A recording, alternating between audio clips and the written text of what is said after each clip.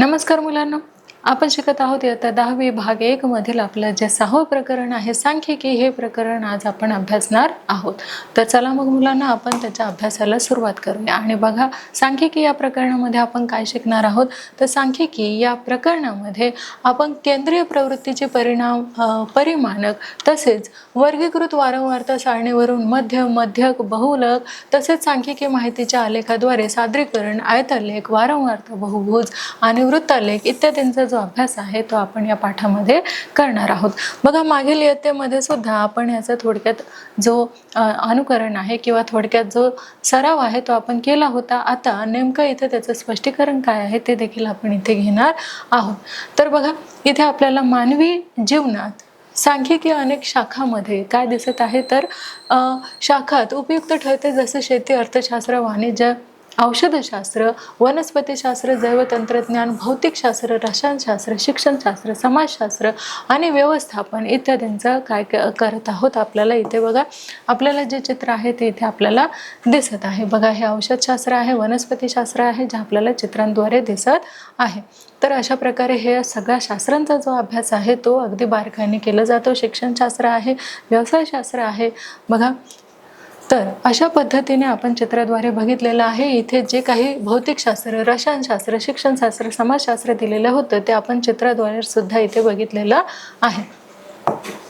तर इथे आपण पाहू शकतो की एखाद्या प्रयोगानंतर मिळणाऱ्या निष्पत्तीच्या अनेक शक्यता असतात. जेव्हा त्यांची शक्यता तपासायची असते तेव्हा मोठ्या प्रमाणावर प्रयोग करून सर्व बाबतीत व्यवस्थित नोंदी केल्या जातात. म्हणजेच नोंदीचा उपयोग करून विविध निष्पत्तीची संभाव्यता आपल्याला काय होते तर ती तपासता येते. म्हणून संख्याशास्त्रात म्हणजे सांख्यिकीत नियम जे आहे ते आपण तयार करतो. प्रत्येक शास्त्राला काय असतं तर काही नियम घालून दिलेले असतात आणि त्यानुसारच त्या शास्त्रांचा आपण काय करू शकतो, अभ्यास करू शकतो. तर आता हे कोण आहे तर फ्रान्सिस गाल्टन हे आहेत. तर हे फ्रान्सिस गाल्टन जे आहे त्यांचा जन्म झालेला आहे 1822 मध्ये, मृत्यू झालेला आहे 1911. या ब्रिटिश शास्त्रज्ञानाने संख्याशास्त्रात काय केलेलं आहे, मोठी कामगिरी त्यांनी बजावलेली आहे. तर हे आहेत फ्रान्सिस गाल्टन, ज्यांनी जे काम आहे ते कशामध्ये केलेलं आहे बघा, तर शास्त्रज्ञाने संख्याशास्त्र याच्यामध्ये त्यांनी मोठी कामगिरी जी आहे ती केलेली आहे. आणि ती कामगिरी आपण इथे बघू शकतो. कुठली कामगिरी त्यांनी केलेली आहे तर फ्रान्सिस गाल्टन यांनी जी संख्याशास्त्रामध्ये केलेली कामगिरी आहे ती आहे, गाल्टन यांनी अनेक लोकांच्या बोटांचे ठसे तपासून त्यांचे वर्गीकरण करण्याची जी पद्धत आहे ती ठरवली होती. म्हणजेच बघा, आपण आधी काय करायचो तर आपले जे आजी आजोबा आहे ते आधी ठसे द्यायचे, म्हणजे साईन करता आली नाही तर ते काय करायचे तर ठसे करायचे. ही पद्धत यांनी सुरुवात केलेली आहे. तर बघा, संख्याशास्त्राचा उपयोग करून दोन वेगळ्या व्यक्तींच्या बोटांचे ठसे सारखे असण्याची शक्यता जवळपास 0 असते. आपल्याला माहितीच आहे की प्रत्येकाचे हाताचे जे ठसे असतात ते कसे असतात, वेगवेगळे असतात. त्यामुळे बोटांच्या ठशावरून एखाद्या व्यक्तीची ओळख पटणे हे देखील शक्य झालेले आहे. म्हणून गुन्हेगारांना शोधण्यासाठी ही पद्धत न्यायालयात ही मान्य झालेली आहे. मग प्राण्यांच्या व मानवांच्या अनुवंशशास्त्रात त्यांनी खूप काम केलेले आहे. कशामध्ये तर फ्रान्सिस गाल्टन यांनी प्राण्यांच्या व मानवांच्या अनुवंशशास्त्रामध्ये देखील काम केलेलं आहे. आणि ही जी पद्धत आहे, बोटांचे जे ठसे आहे त्यावरून हा व्यक्ती कोण असेल ही जी पद्धत आहे ती न्यायालयीन मान्य देखील झालेले आहे. तर अशा प्रकारे फ्रान्सिस गाल्टन यांनी काय केलेलं आहे, मोठी कामगिरी जी आहे ती संख्याशास्त्रात बजावलेली आहे. तर आता आपण इथे केंद्रीय प्रवृत्तीचे जे परिमाण आहे ते देखील इथे आपण पाहणार आहोत. तर संरक्षणातून मिळालेल्या सांख्यिक सामग्रीमध्ये सर्वसाधारणपणे एक गुणधर्म आढळतो, तो म्हणजे सर्व प्राप्तांक एका विशिष्ट प्राप्तांकाभोवती किंवा त्यांच्या आसपास केंद्रित होण्याची जी प्रवृत्ती आहे ते विशिष्ट प्राप्तांक त्या समूहाचे प्रतिनिधिक संख्या असते. त्या संख्येला केंद्रीय प्रवृत्तीचे काय म्हणतात, परिणाम असे म्हणतात. उदाहरण दिलेलं आहे की वर्गातील सर्व मुलांची उंची मोजून सेंटीमीटरमध्ये नोंदवली व तर आपल्याला असे आढळते की अनेक मुलांची उंची ही एखाद्या विशिष्ट संख्येभोवती किंवा त्यांच्या आसपास केंद्रित झालेली असते. दुसरं उदाहरण बघूया आपण की पिंपळाच्या झाडाखाली पडलेल्या पानाची लांबी देठापासून टोकापर्यंत मोजली तर सर्व निरीक्षणे म्हणजेच प्राप्तांक नोंदवल्यावर आपल्या असे लक्षात येईल की एका विशिष्ट संख्याभोवती ही निरीक्षणे केंद्रित झालेली आहेत. म्हणजे प्रत्येकाची जी उंची आहे तिच्यामध्ये सुद्धा काय आहे तर फरक आहे. जसं झाडांची जी पानं आहेत तिची ही उंची जेव्हा आपण मोजतो त्यामध्ये देखील काय आपल्याला आढळून येतो तर फरक जो आहे तो आढळून येतो. मग इथे आपण बघूया की सांख्यिक सामग्रीच्या केंद्रीय प्रवृत्तीच्या परिमाणाचा जो मध्य आहे, बहुलक आहे, यांचा अधिक अभ्यास जो आहे आपण या पाठामध्ये करणार आहोत. व त्यासाठी त्यातील परिभाषा आणि चिन्हे यांची देखील आपल्याला माहिती घ्यायची आहे. म्हणून सांख्यिकीय सामग्रीचा मध्य बरोबर काय येणार आहे तर सर्व प्राप्तांकाची बेरीज म्हणजे एकूण प्राप्तांक. आता इथे आपल्याला जे सूत्र आहे ते दिलेलं आहे की सिग्मा एन म्हणजे आय बरोबर 1xi छेदस्थानी आलेला आहे एन. तर येथे xi हा आय वा प्राप्तांक आहे, म्हणून मध्य काय असणार आहे एक्स ने दर्शवतात आणि ती दिलेल्या सामग्रीची सरासरी आहे. हे जे सूत्र आहे ती ह्या सूत्रानुसारच आपल्याला काय करायचं आहे, पुढील जे उदाहरण आहे ते सोडवण्यास आपल्याला मदत होणार आहे. म्हणून बघा आता वर्गीकृत वारंवारता जी आहे ते आपण इथे जाणून घेणार आहोत की जेव्हा प्राप्तांकांची संख्या मोठी असते तेव्हा वरील सूत्रात सर्व संख्या लिहून बेरीज करणे जिकिरीचे होते. त्यासाठी आपण अन्य काही पद्धतीचा काय करतो तर वापर करतो. कधी कधी मोठ्या प्रमाणात केलेल्या प्रयोगाची सामग्री वर्गीकृत सारणीत दिलेली असते. अशा वेळी सांख्यिकी माहिती तपासण्याच्या संख्येचा मध्य अचूक काढता येत नाही, म्हणून त्याच्या जवळपासची संख्या काढण्याची किंवा अंदाजे मध्य काढण्याची रीत जी आहे ते आपण आता अभ्यासणार आहोत. तर बघा ती जी रीत आहे आपण ही पुढील प्रमाणे घेतलेली आहे की वर्गीकृत सांख्यिकी माहितीचा जो मध्य काढण्याची रीत आहे ती आपण पाहत आहोत की खालील सारणीत एक काम पूर्ण करण्यास प्रत्येक कामगाराला लागणाऱ्या वेळेची वारंवारता वितरण दिले आहे. त्यावरून ते काम पूर्ण करण्यास एका कामगारास लागणाऱ्या वेळेचा जो मध्य आहे तो आपल्याला काढायचा आहे. म्हणून प्रत्येकाला काम पूर्ण करण्यास लागलेला वेळ आहे तासामध्ये, म्हणजे 15, 19, 20, 24, 25 ते 29, 30, 34 आणि 35, 29 कामगारांची संख्या बघा किती आहे 10, 15, 12, 8 आणि 5. म्हणजे जसजशी जी वेळ आहे कामाची वेळ आहे ती वाढलेली आहे तसे कामगार कसे झालेले आहेत कमी झालेले आहेत.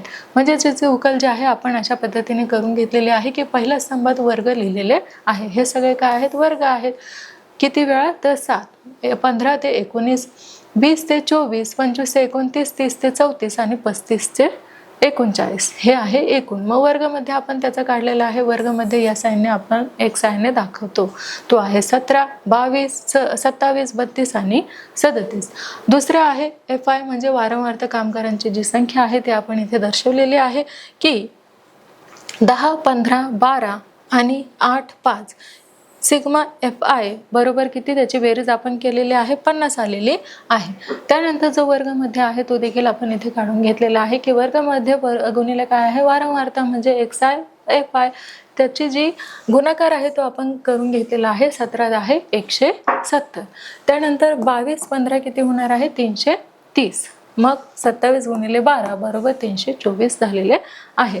32 गुणिले 8 256 आणि 37 गुणिले 5 185. मग सिग्मा XI FI बरोबर किती आहे तर 1265 झालेले आहेत. तर अशा प्रकारे ही सारणी देखील आपण इथे बघितलेली आहे. आता हे जे उकल आहे ते आपली करून झालेली आहे. त्यानंतर सरळ पद्धती जी आहे ती देखील इथे आपण अभ्यासणार आहोत.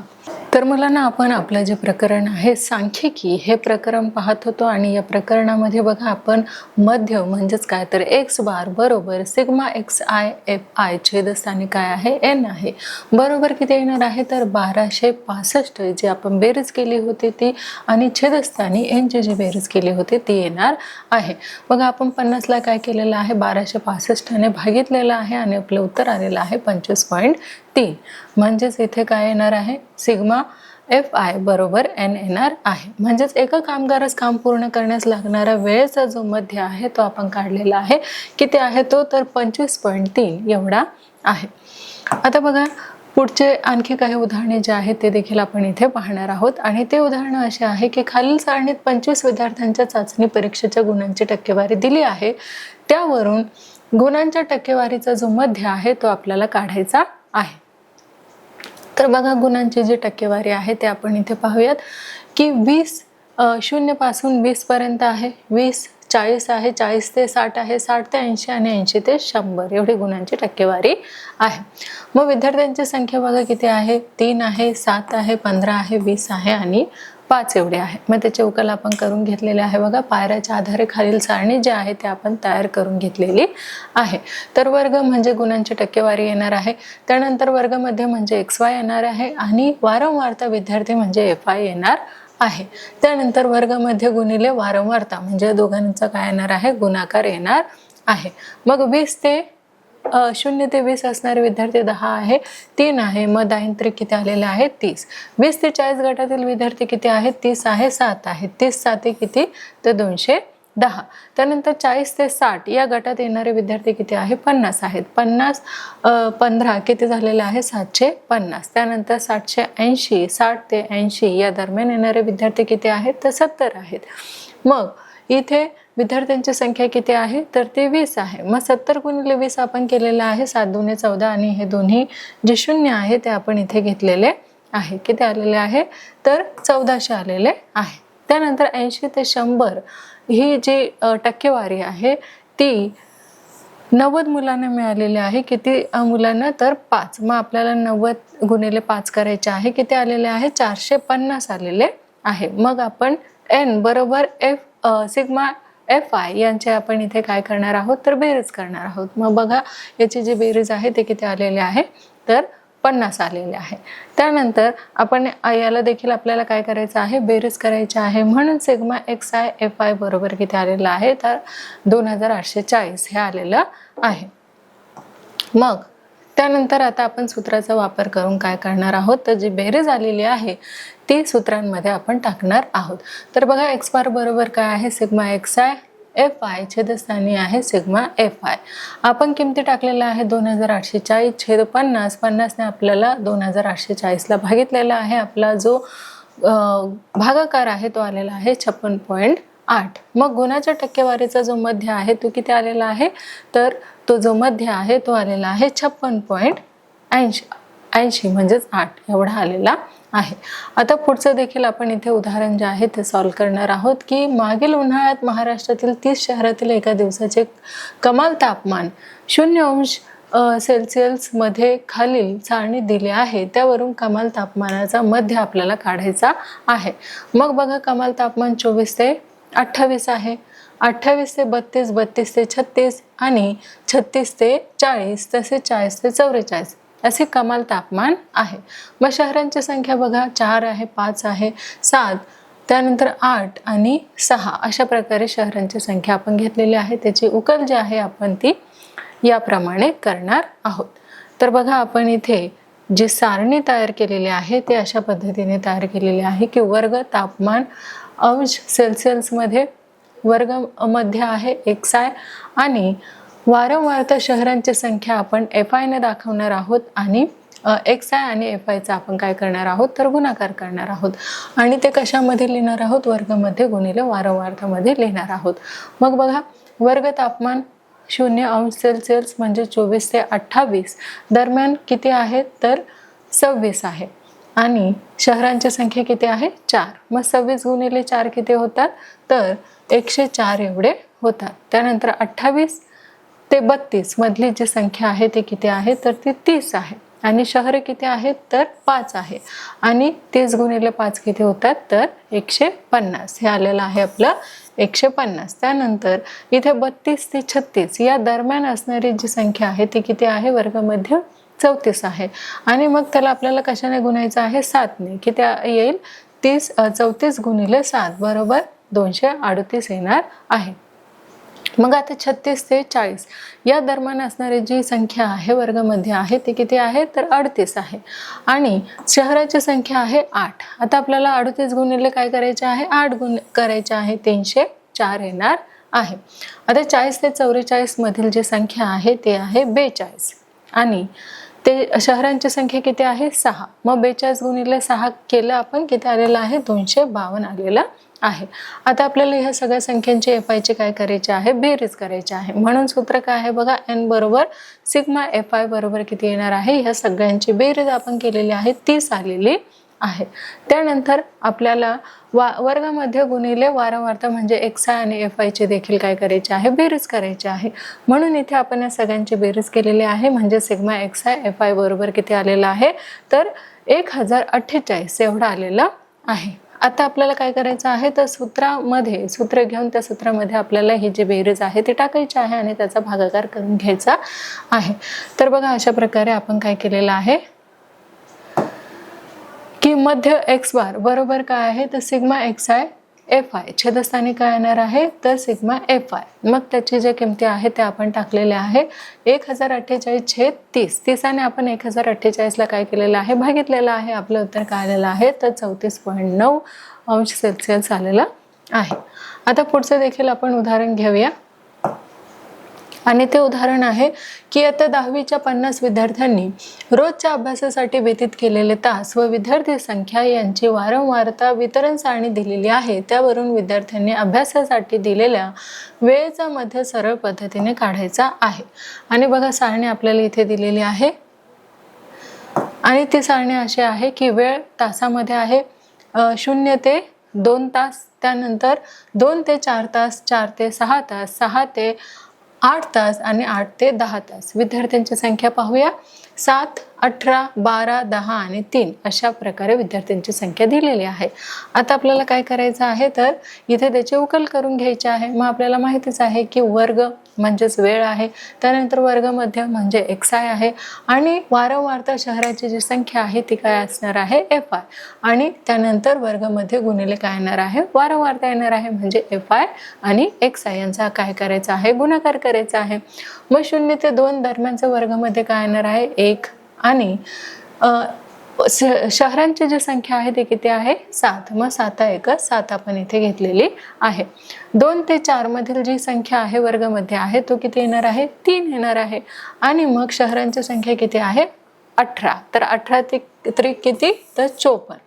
त्यानंतर 6 ते 6 ते इथे आपण बघू शकतो की 6 ते 8च्या दरम्यान जी संख्या येते ती इथे किती आहे आपली, तर 6 ते 8च्या दरम्यान येणारी संख्या आहे 7 आणि शहरांची संख्या किती आहे, 10 आहे। 10 साठी किती झालेले आहे, तर 70 झालेले आहे। त्यानंतर बघा 8 ते 10 यांचा वर्गामध्ये किती आलेला आहे, तर 9 आलेला आहे आणि शहरांची संख्या किती आहे, तर 3 आहे। मग 9 3 किती झाले, तर 27। मग आता आपण FI चे काय केलेले आहे, बेरीज करून घेतलेली आहे। n बरोबर किती, तर सिग्मा FI बरोबर किती आलेला आहे, 50 आलेला आहे। त्यानंतर आपल्याला FI आणि XI ची देखील काय करायची आहे, बेरीज करायची आहे। म्हणून आपण त्यांची बेरीज करून घेतलेली आहे। सिग्मा XI FI बरोबर किती आलेले आहे, तर 218 एवढी XI आणि FI ची काय आलेली आहे, तर बेरीज आलेली आहे। आता आपल्याला काय करायचं आहे, सूत्र माहितीच आपल्याला पाहिजे की मध्य म्हणजेच काय, तर x बार बरोबर काय आहे, सिग्मा XI FI छेदस्थानी काय आहे, तर सिग्मा FI हे आहे। मग 218 छेद काय येणार आहे, 50 येणार आहे। मग आपल्याला 50 ने काय करायचं आहे, 218 ला भागायचं आहे। भागाकार आपला किती आलेला आहे, 4.36 तास। म्हणजे इथे विद्यार्थ्यांना अभ्यासासाठी दिलेल्या वेळाचा जो मध्य आहे तो आपण काढलेला आहे, तो आहे 4.36 तास। आता आपलं काही गृहीतक जे आहे ते देखील पद्धती आपण इथे अभ्यासणार आहोत आणि काय आहे काही गृहीतक ते आपण इथे पाहणार आहोत। तर बघा काही गृहीतके अशी आहेत की कधी कधी XI आणि FI हा गुणाकार खूप मोठी संख्या येते, त्यामुळे सरळ पद्धतीने मध्य काढणे थोडे कसे जाते, तर कठीण जाते।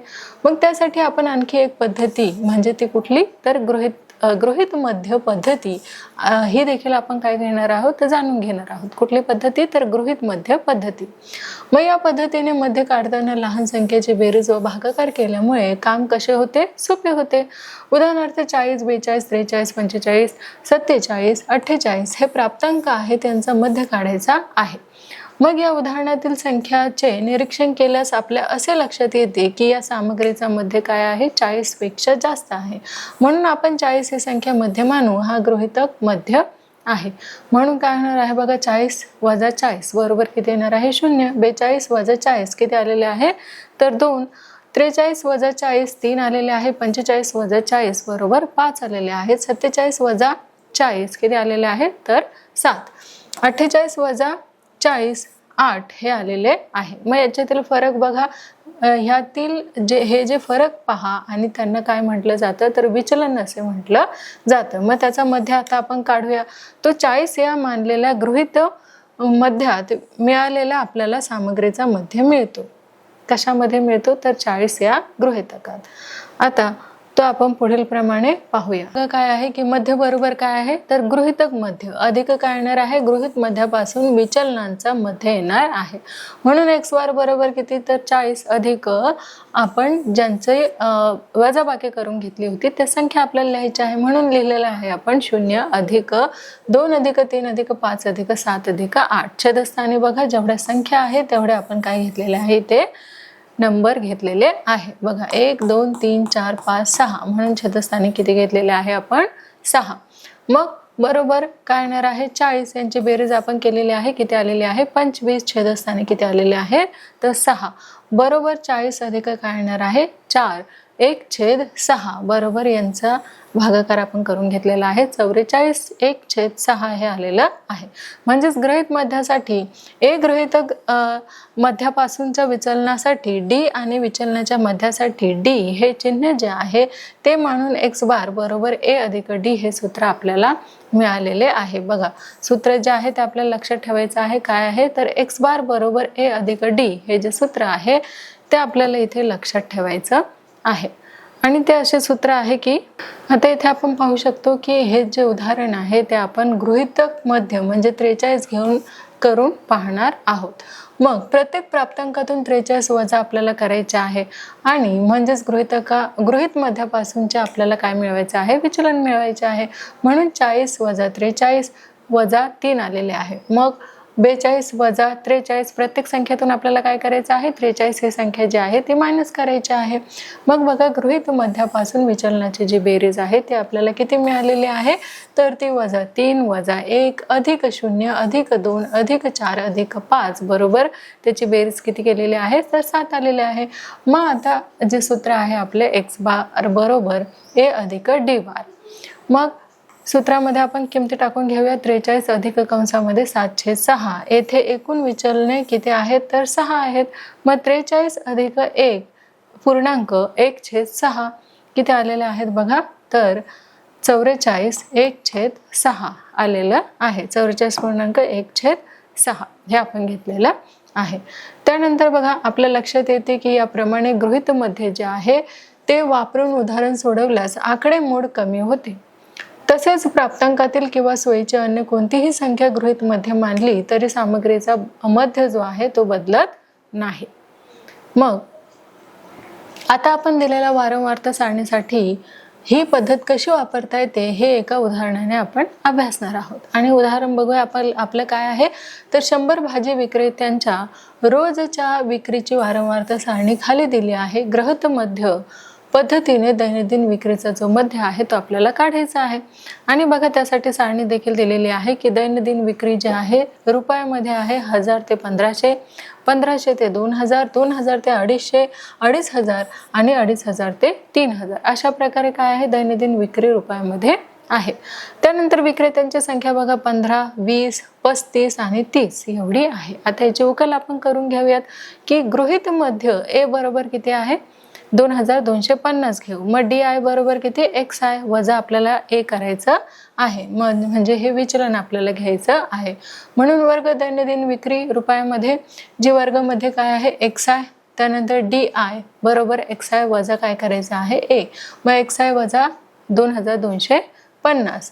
त्यानंतर वारंवारता म्हणजेच विक्रेत्यांची संख्या एफ आय आपल्याला घ्यायची आहे। त्यानंतर वर्गमध्ये गुणिले वारंवारता म्हणजे एफ आय डी आय हे आपल्याला घ्यायचे आहेत। तर बघा वर्ग दैनंदिन विक्री जी आहे ती रुपयामध्ये आपण इथे घेतलेली आहे आणि ती रुपयामध्ये आपण इथे घेऊन इथे जी विक्री आहे ती आहे 1000, 1500, 1500, 2000, 2000 ते 2500, 2500 ते 3000 हे आहे एकूण रुपयामध्ये दैनंदिन व्यवहार जो केलेला आहे ते पैसे आपण पैशाच्या स्वरूपात हे मांडलेलं आहे। मग आता वर्गामध्ये एक्स आय बरोबर किती येणार आहे तर याचा वर्गामध्ये जो आहे 1000 आणि 1500चा किती येणार आहे 1250। त्यानंतर 1500 ते 2000 मधला 1750, 2000 मधला किती येणार आहे तर 2250 आणि या दोघांमधील जो वर्गामध्ये आहे तो किती येणार आहे तर तो येणार आहे 2750. तर अशा प्रकारे वर्गामध्ये जे आहे आपण ते काढलेले आहेत. आता इथे DI बरोबर किती आहे तर XI वजा A बरोबर काय आहे XI वजा 2250. मग आपल्याला काय करायचं आहे तर इथे आपल्याला 2250 मधून ही संख्या जी आहे ती वजा करायची आहे. दिलेली XI जी आहे ती 2250 मधून आपण वजा करून घेतलेली आहे. म्हणून वजा 1000 वजा 500 0 आणि 500 हे आपलं उत्तर आलेलं आहे. मग आता विक्रेत्यांची जी संख्या आहे ती 15, 20, 35 आणि 30 आहे. मग N बरोबर काय आहे तर सिग्मा FI बरोबर याची बेरीज आपण करून घेतलेली आहे 100 आलेली आहे. त्यानंतर आता दोघांचा आपल्याला काय करायचं आहे तर गुणाकार करायचा आहे. म्हणून 1000 गुणिले 15 बरोबर किती आलेलं आहे तर वजा 15000. त्यानंतर वजा 10000 0 आणि 15000 हे आपला गुणाकार आलेला आहे. कशाचा आपण केलेला आहे तर तो FI आणि DIचा काय केलेला आहे गुणाकार केलेला आहे. त्यानंतर बघा त्याची जी बेरीज आहे ते आपण इथे करून घेतलेली आहे. सिग्मा FI DI बरोबर किती आलेला आहे तर 10000 आले.